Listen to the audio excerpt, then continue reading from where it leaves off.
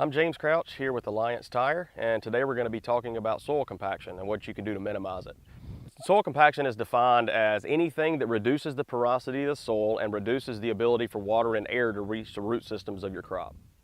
You're starting to see a lot more about it at trade shows. You're reading more about it in papers. There are a lot of university studies being done right now to figure out soil compaction and what we can do. It's hard to pin how much damage soil compaction actually has to a crop, but what we do know for sure is that compaction will reduce your yield. So anything you can do to reduce your compaction will increase your yield.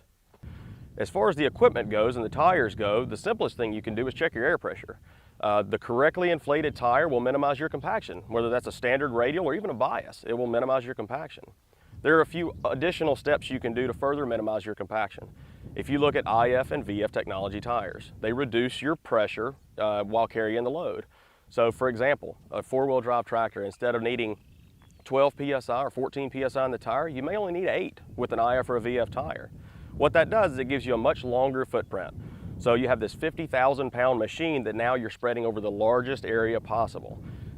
Think about it like a snowshoe. You wear a snowshoe in the snow to stay up on top, gives you nice flotation to keep from punching down into the snow. You would never wear a boot to expect to walk on top of the snow. You wear a snowshoe. It's the exact same thing. Spreading your weight over the largest area possible. So we get asked a lot on how to know how much pressure you're actually putting on the soil. A good rule of thumb is that in a standard row crop front wheel assist tire, it's normally about equivalent to what the air pressure is inside the tire. So if you're running 25 PSI inside the tire, you're probably a little higher than 25 PSI on the ground.